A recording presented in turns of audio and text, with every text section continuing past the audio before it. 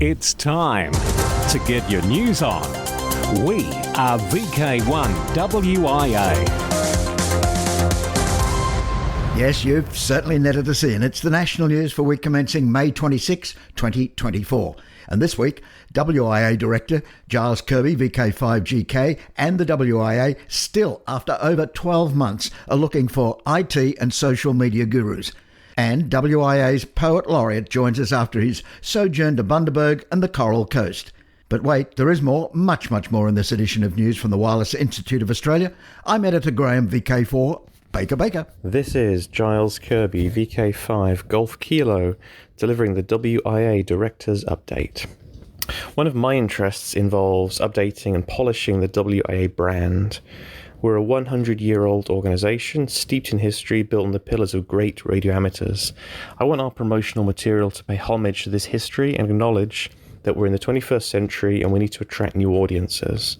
We're still seeking EOIs for IT manager positions and social media moderators, but what I want to highlight today are the marketing and promotional roles. Do you have an aesthetic eye? Do you perhaps have experience in digital publishing or design? If you're a talented individual with skills in these areas and a little time to spare, I'd love to work with you. Please make expressions of interest to our secretary or using the Contact Us form on the website. We'd love to hear from you. In line with this, we'd love to broaden our pool of stock images for promotional purposes. If you have great images relating to amateur radio that you'd be happy for us to use, then please reach out. I'm personally a fan of great antenna photographs. This has been Giles Kirby, VK5 Golf Kilo, delivering the Director's Update 73s. Dudes, this is Editor-in-Chief of Amateur Radio Magazine, Roger Harrison, VK2ZRH. Fresh from my travel to and from the WIA AGM in Bundaberg, a sojourn involving rum, chums and Childress peanuts. The news is this: issue number 3 of AR Mag whizzed off the press at Bairnsdale last Wednesday. Should everything beyond our control proceed as planned, your precious copies should be in your letterboxes, post office boxes, and perhaps even in your precious hands around Thursday next week, the 30th of May. Oh boy, do we have an issue for you. The very dramatic cover of spectacular cloud-to-cloud lightning illustrates our feature article on lightning scatter propagation, written by that inveterate stalwart Rex, VK7MO. The subject of lightning scatter radio propagation has been a matter of habitual speculation over many decades. Rex, in his indefatigable way, sheds much bright light on the subject, pun intended, and proof that it's a real thing. Talking of indefatigable, our prolific contributor of tantalising technical articles, Lou DiStefano, VK3AQZ, completes his 3-band Rig for the Road this issue and launches into a description of test sets for homebrew transmitters. And before I go, inspired by the AGM road trip, I penned this little verse. I love an unburnt country, oh gently sloping plains, of lusty wombat frolics and waveguide made from drains, on strident peak-top field days, while striving contact gains. I recall the smell of nature and waveguide made from drains, whistly rising solder smoke, gently nudging times awayin, to factories manned by blokes and waveguides made from drains. I left that closed horizon to venture forth on plains, to build a new beginning, and waveguide made from drains. There we are, issue number 3 of Amateur Radio Magazine, volume 92, more guts, less gab, proudly produced and printed in Australia. I'm Roger Harrison, VK2ZRH, for VK1WIA News. This news originates from the Wireless Institute of Australia. Dreaming, believing, achieving. The Australian government has announced that it'll commence important reforms to improve the emergency call service as part of its official response to the review into last year's Optus outage. On the 8th of November 2023, the nationwide outage left millions of Australians and small businesses without access to communication services, with many unable to call 000. The next day, the government announced a post-incident review to be led by the former Deputy Chair of the ACMA, Richard Bean, which examined emergency call arrangements, customer communications and complaints handling during and after the outage. The review was granted a short extension in February this year after additional information was received from Optus related to the telco's wilting arrangements, an industry practice where signals from mobile towers are powered down during disruptions in order for 000 calls to be carried by another network. The government understands that the disruption to some 000 calls during the outage was predominantly caused by a failure of Optus 3G towers to wilt. And while Optus says this issue is now resolved, the review identified a broader need to improve information flows, governance and technical assurance frameworks in the emergency calling context. Bean submitted the review's final report on the 21st of March this year, making 18 recommendations aimed at addressing structural issues within the broader telecommunications ecosystem as specified in the review's terms of reference so that the telco industry may learn from the outage. Key recommendations are shown in the link to criticalcoms.com.au, which is in the text edition of this week's WIA National News. I'm John, VK4JJW. From here, there and everywhere, you've tuned to the Wireless Institute of Australia's National News Service. We are VK1WIA. Now with international news, Jason, VK2LAW. Hello. The Club of the Year has been announced. During the Dayton Hamvention, many awards are bestowed. This year, the Club of the Year goes to the YLRL, Young Ladies Radio League. And a good year to receive this award as the Young Ladies Radio League is celebrating its 85th anniversary in 2024. With members from all over the world, the organisation has been involved in everything from contests to emergency events to helping new hams get licensed and on the air, as well as everything in between. Established in 1939, YLRL has been proud to have had a booth at Hamvention since the 1950s and a YL forum since the 1960s. Happy 99th birthday to the SARL.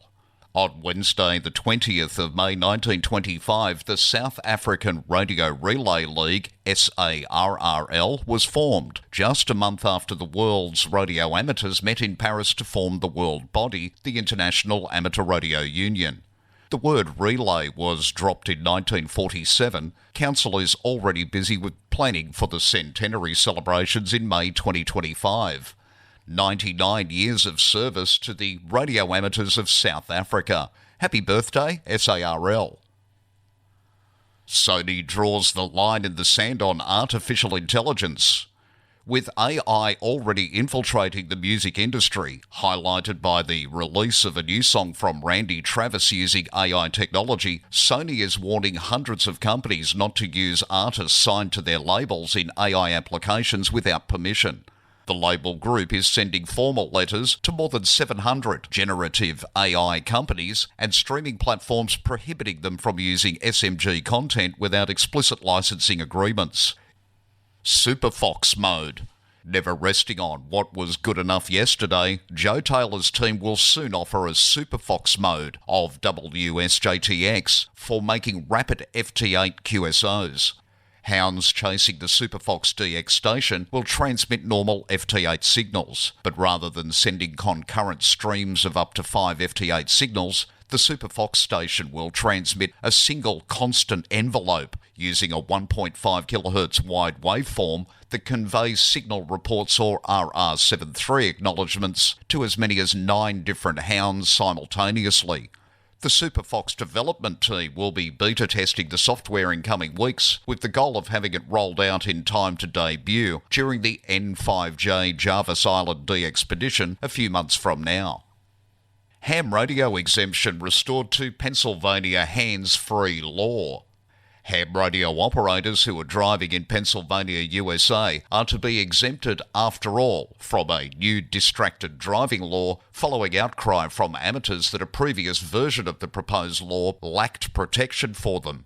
An exemption for hams had been stripped out of the language during the legislative process, but according to news reports it was recently restored. Following the bill's passage by the state's House of Representatives, it was expected to be sent to the governor, who is to sign it into law.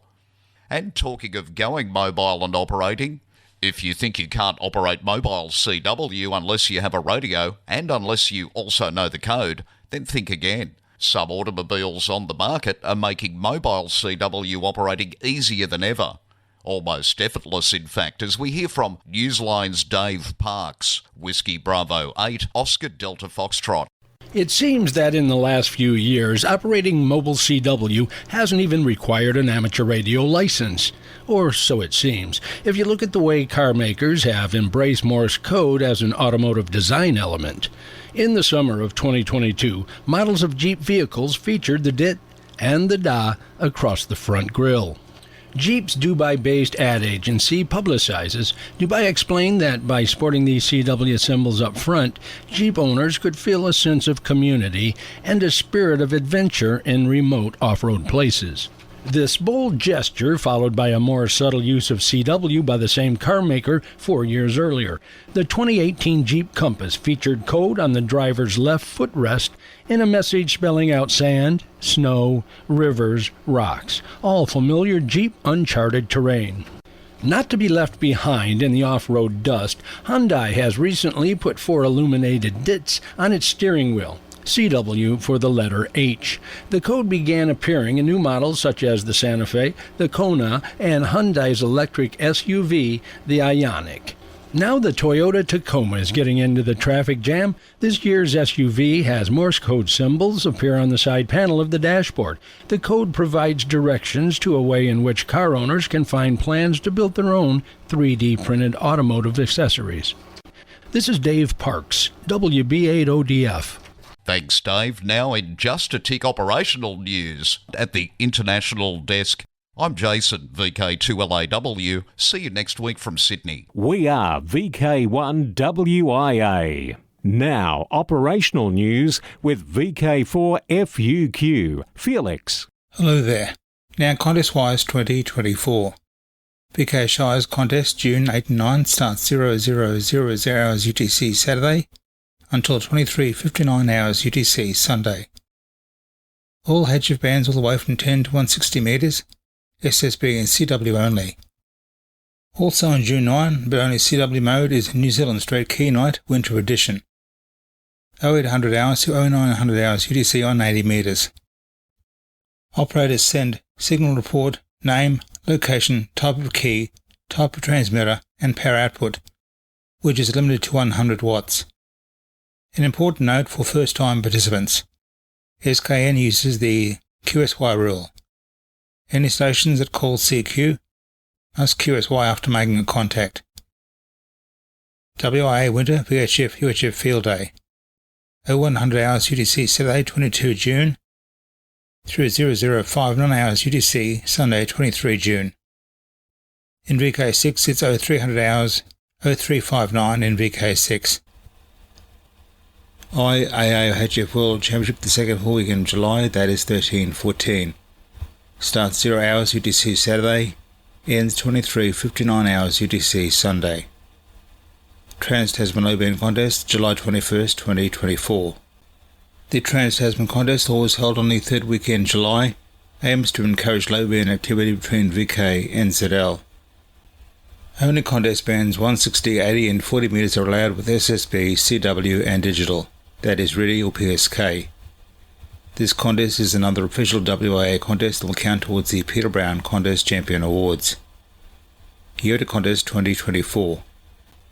The next session of this year's Yoda Contest will be from 10 hours to 21:59 hours UTC on 21 July, on the 5 classic bands using CW and SSB.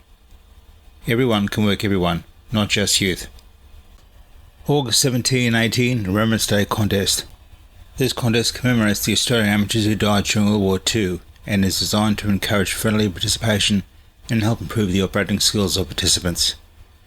Amateurs will endeavour to contact other amateurs in VK call areas, ZL and P29, on all bands except WARC bands. Modes allowed are phone, CW and RTTY as per the era remembered. Again, the 2024 contest is the 17th and 18th August. 44th Alara contest, and this Alara contest is always held on the last whole weekend of August. YLs work everyone. OMs work YLs only. All HF bands except 160 metres and WARC bands. Contacts made on Egalink will also be accepted. Now from contest, let's open the DX window to the world. Active is TR8CR from Gabon, until at least the end of June. The operator? F8EN, Roland. He will operate CW only and will celebrate his 96th birthday whilst there. QSL for TR8CR is via F6AJA direct or via the Bureau. Roland can usually be found on the 30 to 10 metre bands. And a happy 96th Roland.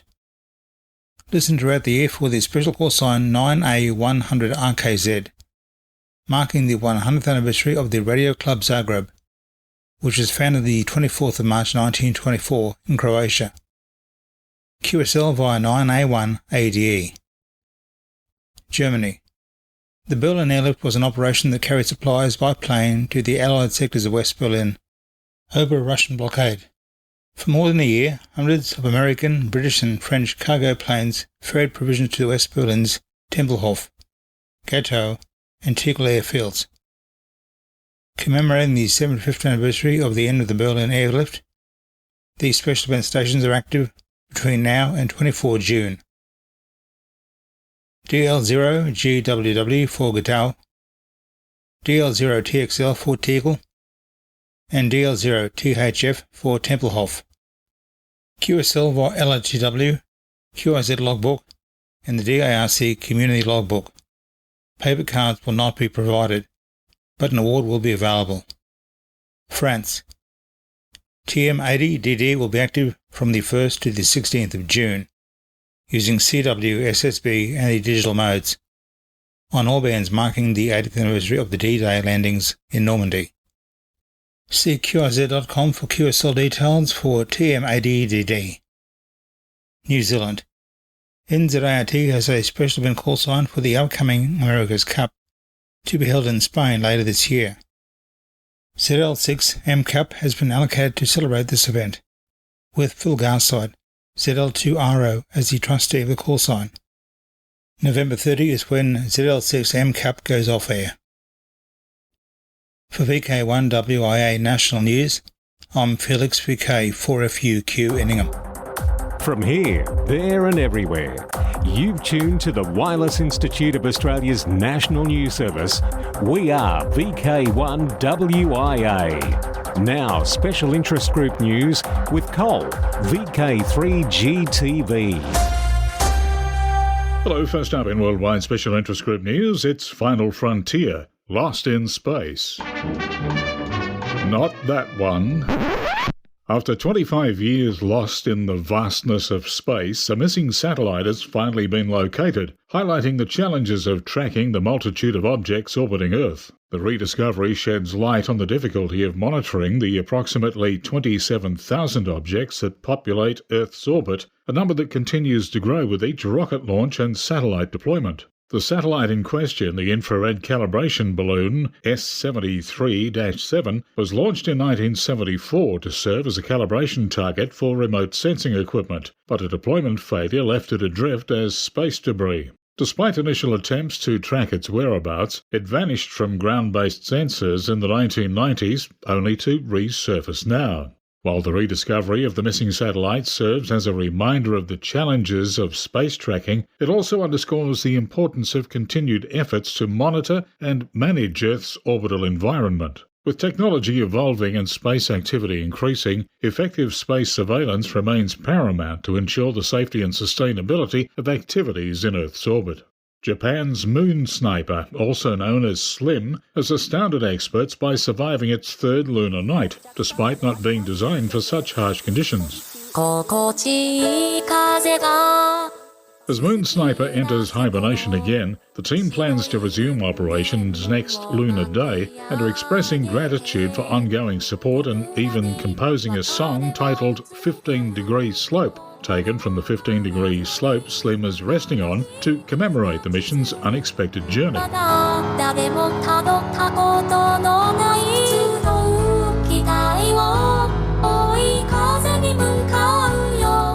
Initially landing near the Scioli crater on January 19, the spacecraft encountered an anomaly during descent, landing on its nose and facing west, hindering its solar panels' ability to generate power. However, Moon Sniper continues to defy expectations by waking up each lunar night, transmitting new images before going back into hibernation. Worldwide Special Interest Groups IOTA. Listen for call sign 8P9CB from Barbados, IOTA number NA021. Until today, the 26th of May. 8P9CB is operating portable and activating POTA sites on 20 through to 10 metres using CW and SSB. 9M4VM will be used by a group of hams operating from Pulau Besar in West Malaysia, IOTA number AS097, from the 31st of May to the 2nd of June on 40, 20, 15 and 10 metres, where they'll be using CW and SSB. QSL 9M4VM directly to 9M2HUS. OC004. VK9L/W7BRS will be active on Lord Howe Island from July 20th through to August the 1st on 40 through to 10 metres, CW, FT8 and SSB. This is a good period as it takes in the RSGB IOTA contest on July 27. Logs will be uploaded daily to Club Log QSL VK9L/W7BRS via LOTW. Team MM0UKI, 5 operators, will be active from the Flannan Islands, EU118, Scotland, beginning August 1st and staying for 48 to 72 hours. Flannan Island is very weather seas dependent. The plan is to be QRV with 3 stations, hex beam and wire antennas, including 2 QRO stations, bands 40 through to 6 metres, CW and SSB, no FT8, QSL MM0UKI via M0 OXO. Worldwide Special Interest Groups Maritime, including ILLW News, ILLW 17th and 18th of August. To coincide with the International Lighthouse and Lightship Weekend, ILLW, Reist's August presentation night promises to be a wonderful wander through the life of Mike, VK7FB, and his time with the Lighthouse Service. Mike was lighthouse keeper for 4 of Tasmania's lighthouses and will take his guests at Reist in Hobart through his experience by words, pictures and video. This will be a fascinating insight into life when lighthouses had people stationed at the actual lighthouses maintaining the lights. When? The 7th of August at 7:30pm in the Queen's Domain Reist Club Rooms, and the presentation will also be on the Reist YouTube streaming channel. Worldwide Special Interest Groups Military. Recalling the Morse code mimics of the US military. This story is no illusion, but the story itself deals with some of the greatest masters of illusion in the US military during wartime. We hear more from Ralph Squillaci, KK6ITB. The 23rd Headquarters Special Troops, members of the Ghost Army, were the magicians of the military whose efforts went well beyond the inflatable cannons, tanks, and trucks, or other tools of trickery, contained in arsenal to confound the enemy. The top-secret unit's 82 officers and 1,023 soldiers were experts who used visual, sonic, and radio trickery to render realism to fictional military maneuvers. Like the impersonators of the entertainment world who can recreate the voice and personal style of some celebrities, some of the troops learned to do the same with CW. The unit's Signal Company Special adopted the rhythm and signature touch of certain enemy soldiers' fists, modifying their radio's sounds as well and then transmitting on enemy frequencies with their bogus messages. In that guise, they sent scripted reports and created fake traffic nets designed to be intercepted by German intelligence and send their military off course.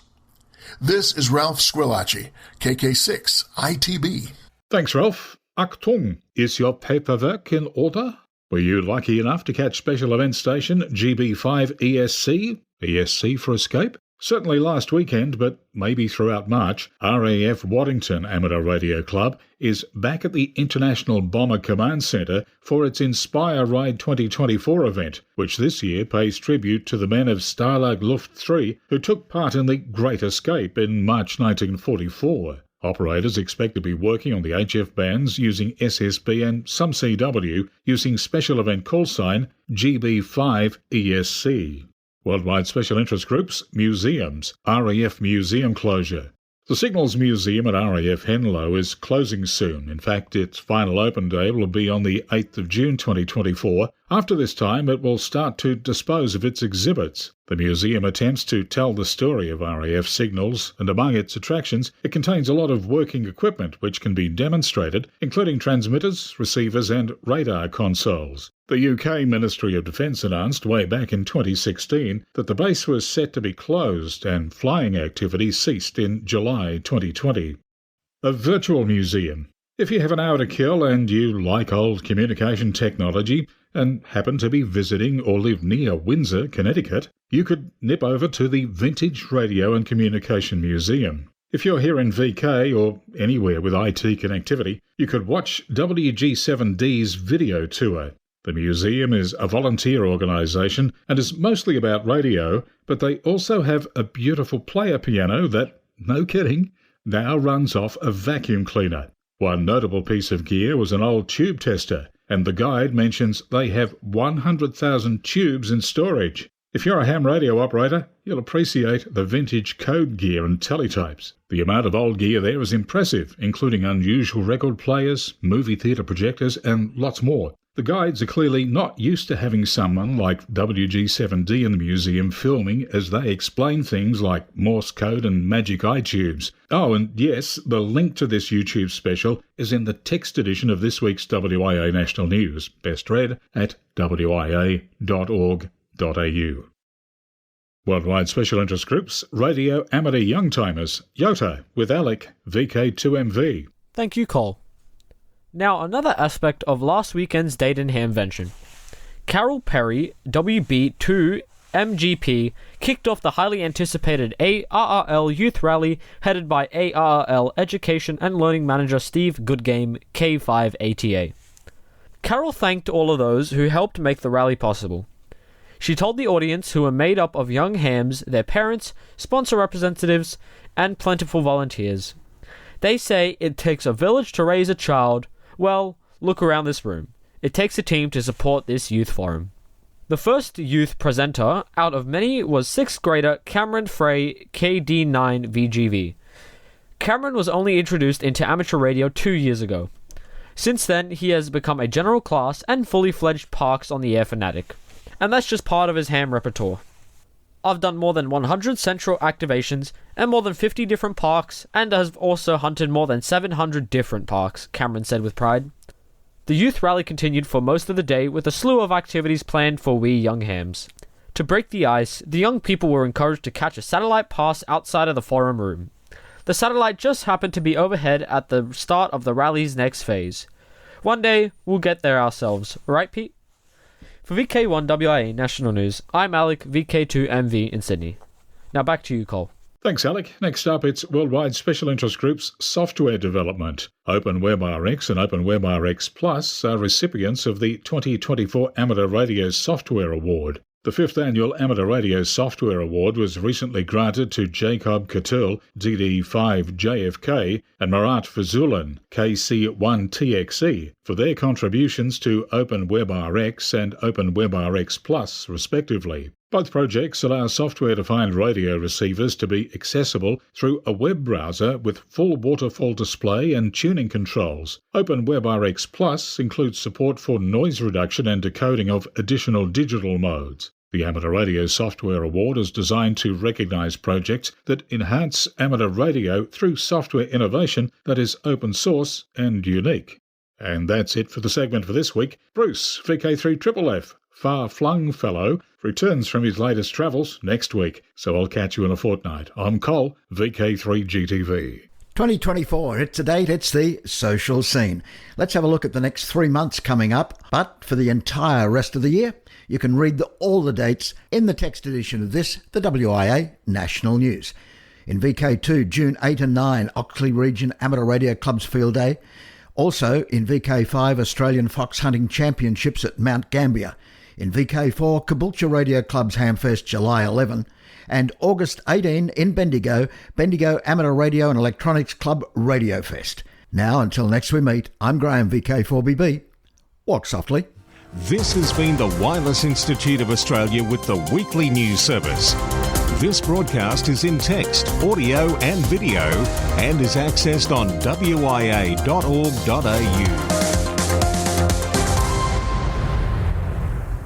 Courtesy of Bevan, VK5BD's ATV and YouTube channel, this has been WIA National News.